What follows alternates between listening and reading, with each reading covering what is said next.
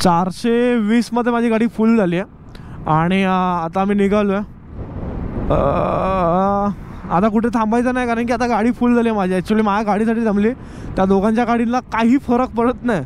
एकदा फुल केली विषय संपला, कारण की यमाची इंजिन आहे, यमाचे इंजिन आहे, त्यामुळे काय टेन्शन नाही. काय बोलतो?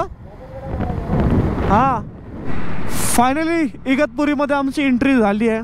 आणि दुसरी गोष्ट असं झालं आहे की आता आम्हाला लोकेशन मॅपवरती टाकून कोकण कडा कुठे आहे याची चौकशी करायची आहे. पहिली गोष्ट, आम्ही जेव्हा कळसूबाईला जिथे गेलेलो त्याच्याच साईडला आहे. फक्त एक असं सीन आहे की 2 फाटे फुटतात, त्यामधला एक दुसरा फाटा पण आहे आणि पुढून पण रस्ता आहे. तर त्याच्यासाठी आम्हाला लोकेशन मॅपची गरज लागते. बघू कसं काय ते. सह्याद्रीच्या त्या कुशीत हरपलेल्या त्या कोकण कड्याला बघण्यासाठी चाललो आहे. आणि दुसरी गोष्ट, त्या गडावरती सबसे बेस्ट म्हणजे शंकराचं मंदिर आहे. आणि त्या शंकराच्या मंदिराची पण इतिहास वेगळा आहे, कारण की ते जे पोल आहेत त्याचा इतिहास असा आहे की तो कलियुग आहे. ज्यावेळी कलियुग संपणार त्यावेळी तो पोल तुटणार. म्हणजे ही मी इतिहास असा वाचला नव्हता, सगळ्यांकडून असं खबर ऐकलेली, यूट्यूबवरती बघितलं, ते तुम्हाला मी शेअर करतो आहे. आणि दुसरी गोष्ट, मंदिर पण आहे. आणि कोकण कडा वैशिष्ट्य असं आहे की त्याला हवेने फटका लागून त्याला हे डोंगर पण कापला गेला आहे. आणि बघण्यासारखं लोकेशन आहे.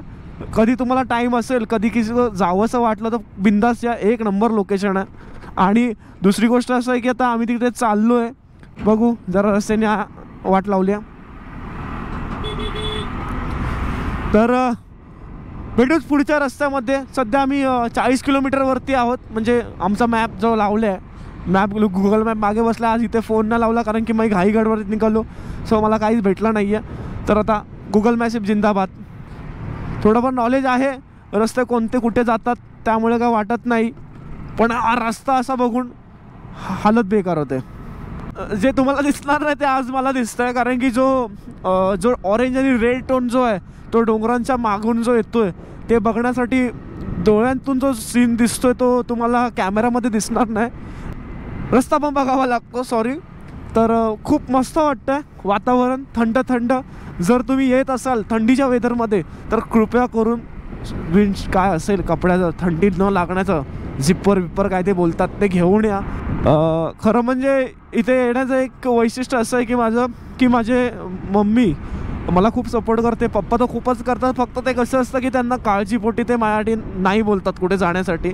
पण खरं बोलायला गेलं तर माझे वडील माझ्यासाठी खूप काही आहेत आणि मम्मी पण माझ्यासाठी खूप काही आहे. पण या सिनेरीची मजा घेणारे एक काम मोठा कॅरेक्टर माझ्या मम्मीला असेल. कारण की रिझन का, मी आज जेव्हा निघालो तेव्हा मी घरी सांगितलं होतं की मम्मी मी चाललो आहे. तेव्हा माझ्या पप्पांच्या इथे मी बसलेलो, पप्पांकडे बोलायची हिंमत नव्हती, पण माझ्या मम्मीनी शेवटी एक विषय काढला, चालला आहे. तर त्यासाठी मी निघालो. आणि थोडं पप्पांना आवडत नव्हतं कारण की त्यांना पण काळजी वाटते पुढे काय, कारण की प्रवास बाईकवरचा असतो, कारण त्यांना पण एक भीती असते. पण त्यांच्यासाठी आज मी 60-70च्या स्पीडनीच फक्त गाडी चालवतो आहे. हां, मध्ये जरा वायर निघाली म्हणून आपण साईडला थांबलो, त्याचं एक कारण होतं, ठीक आहे. आणि तुम्ही सिनेरीची मजा घ्या यार, ये तो आपली लाईफ स्टोरी आहे यार. हे माझे जे मित्र आहेत ते कधीही कोणत्याही प्लॅनिंगला उभे असतात. जरी त्यांना एक फोन केला ना की एकविरेला जायचं किंवा कुठे काही जायचं तर एका पायावर तयार असतात. कधी कधी नाही बोलत. आणि एवढे जीवातला हे ना की त्यांना कितीही काही बोललो तरी मनाला लावून घेत नाहीत. आणि जो माझ्या मागे बसला आहे त्याला मी फक्त 5-5:30 वाजता फोन केला, येतोस का, तो कोणताही काही न बोलता त्याच्या घरच्यांनी माझ्या विश्वासावर सोडला आहे. आणि बोलायला गेलं तर खूप काही आहे, डोळ्यातून पाणी येईल एवढं बोलेल, पण ठीक आहे. आणि दुसरी गोष्ट अशी आहे की मी माझ्या आईवडिलांना खूप मानतो की त्यांच्यामुळे आज मी एवढा फिरतोय. तर राईट टर्न मारलं आहे. आता इथून आम्हाला लोकेशन मॅप टाकावं लागेल, पण हा जो निसर्ग जो आहे ना तो दाखवण्यासाठी मी थांबलो आहे. जी लाईन येते, जो सूर्य वरती येतो आहे, त्याचा जो फील आहे तो खूप वेगळा आहे. आणि दुसरी गोष्ट असा सीन आहे की मजा खूप येते. तुम्हाला कॅमेरामध्ये दिसत नसेल तर मी फोनमध्ये एक फुटेज मारून तुम्हाला दाखवतो ना की काय सिनेरी दिसतो आणि काय नाही.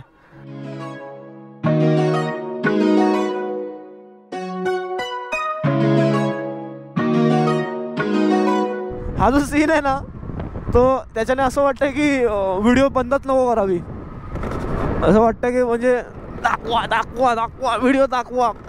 सुकूनवाली लाईफ, फक्त एन्जॉय. कोणाच्या प्रेमात नाही, कोणाच्या दुनियेत नाही, फक्त दुनियेच्या निसर्गाच्या रम्यामध्ये रंपून गेलेलो आपण. भाई लाल परी चालली आहे पुढे, पण सीन काय, मला लाल परीची एलर्जी आहे. रिझन का, कारण की माझी परी आहे ब्लॅक आणि ही लाल परी आहे, हिने उलट्या होतात मला, हिने उलट्या नाही होत, हा हेतू आहे. आणि ठीक आहे, चांगली गोष्ट आहे, इथे एक पेट्रोल पंप आहे, कारण की तुम्हाला याच्या पुढे कुठेच पेट्रोल पंप भेटणार नाही अशी शक्यता आहे. कारण की ज्यावेळी मी आलेलो एवढा रस्ता खराब होता ना की सभाच्या बाहेर. आणि दुसरी गोष्ट, जर तुम्ही मुंबईवरून येत असाल तर जरा रात्री निघालात तर बेस्ट आहे. फक्त सीन काय, एकटे कधी निघू नका, तुमचा ग्रुप असेल तर ग्रुपनुसार निघा. थांबा एक मिनटं, गोप्रो हलतोय. हां, तर तुम्ही ग्रुपनुसार निघा.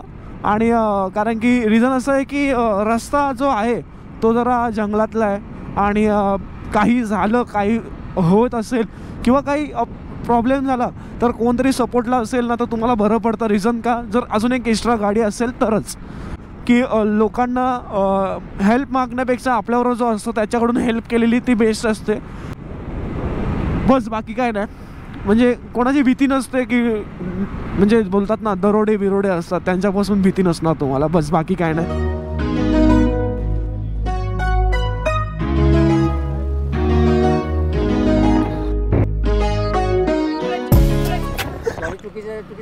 आम्ही राजूरला पोहोचलो आणि राजूरला आल्यानंतर काय आलं, ठीक आहे यार, रडू नको यार.